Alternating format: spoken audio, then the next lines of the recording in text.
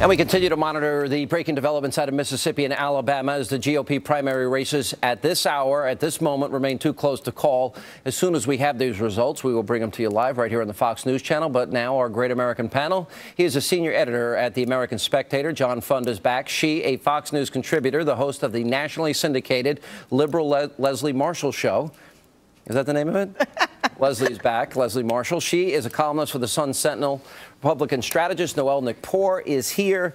This is pretty fascinating. I mean, we're looking at the numbers. We're putting them up on the screen for everybody. Too close to call everywhere. What do you make of it? It's a fundraising nightmare. This is going to go straight out of the ball, and we're going to have to watch this very closely to see what's going to do. And, you know, I'm surprised Romney in the South is doing as well as he is, which tells me, and I told you before the show, that it's about the economy. It's about when Joe Sixpack goes to fill up his gas tank and he's like, oh my gosh, gas prices are rising and we got to do something about this. Oh, and then you got real unemployment, Gallup numbers. You got unemployed, underemployed, nearly 20%. Yeah. That's 1 in 5 Americans, Leslie. Foreclosure. How does he run on that? How does he run on 47 million Americans in poverty, 12 million more than when he took office? Gas prices doubled since he took office, $5 trillion in debt.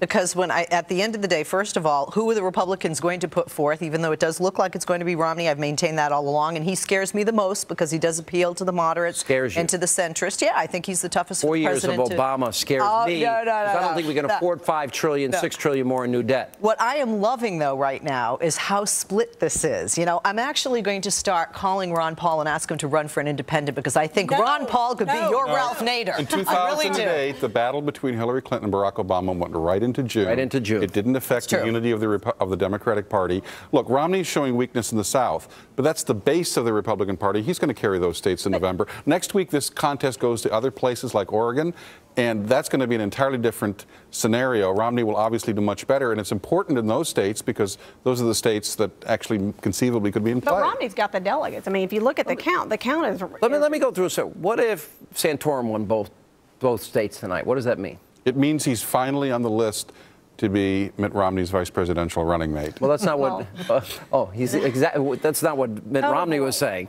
I think that Santorum would no longer be. You could no longer ignore him, and I think that it would mean Newt Gingrich would have a lot of thinking to do. Do I stay in the race and continue to divide the anti-Romney vote, despite what Mitt Romney did to carpet bomb me in Florida? Let's say Newt wins both states because it's that close tonight.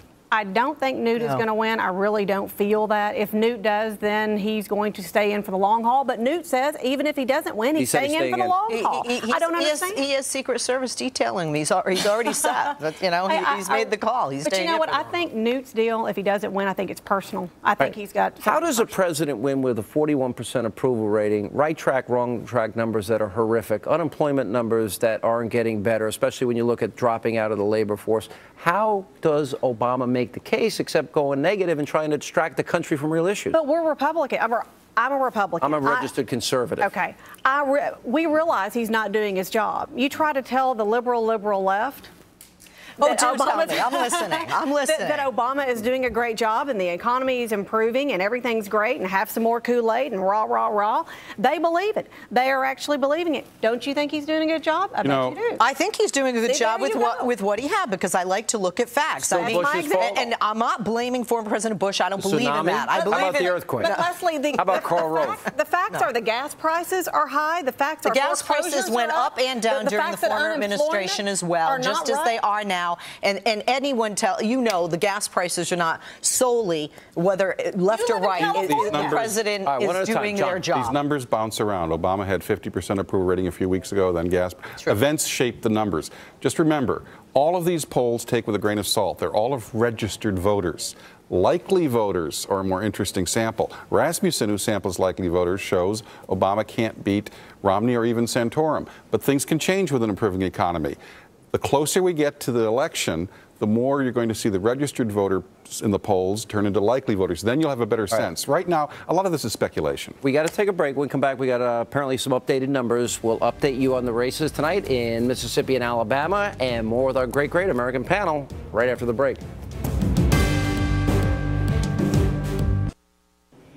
All right, the GOP primary races in Alabama and Mississippi still too close to call. The Fox News Channel is getting very close to making a call, though, in the great state of Alabama. The votes are being counted as of this hour, and as soon as we are able to call that race, it may be just minutes. We'll bring it to you live right here on the Fox News Channel.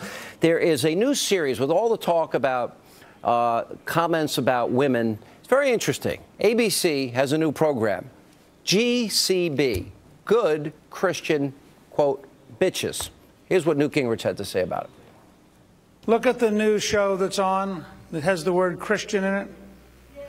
And I want you to take that exact name, drop out Christian and put in Muslim, and ask yourself, is there any network that would have dared to run a show like that? And you know the answer is not a one, because anti-Christian bigotry is just fine in the entertainment industry.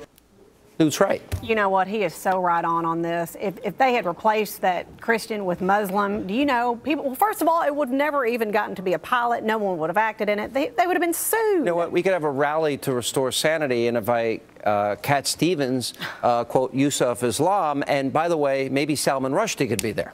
You guys are killing me. First of all, being that I come from and live in the entertainment mecca of Los Angeles, Hollywood. Good Christian bitch is okay with you. It's GCB, first of all. Last time I checked, Sean, you have an off button as well as an on button. No, I'm not saying to take it off the air. I think, but Newt makes a point. No. Yes, oh, yeah. So if it was GMB, stop. If it was GMB, you're saying they would ever run that? They have an all-American Muslim show on TLC. I asked you a question. The Muslim show went off. Muslims are not the majority of this country. Christians are. Why can't we laugh at ourselves? If it was good Muslim, boop, you're saying that would be...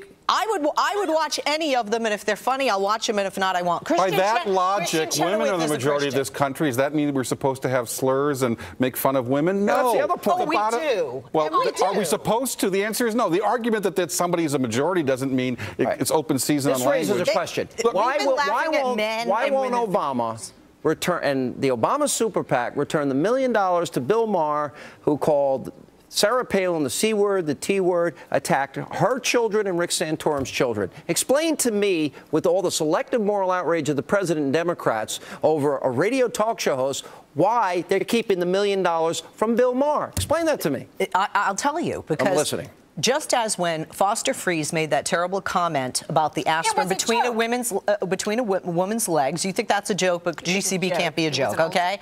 He apologized. Maher's never apologized. Correct, but Rick Santorum didn't give the money back, and Mr. Santorum rightly said the president never called Michelle Bachmann, Sarah Palin, or any of the other women that were attacked by Maher, ever. But I said, Sean, as a woman and a liberal woman. Someday, if this country goes into decline, people will look back and say the economy was falling apart, 40% of births were out of wedlock, there was a moral crisis, and what did a bunch of people argue about? Whether they were offended or not. Right, There's too much of this. Guys, almost ready to make a call on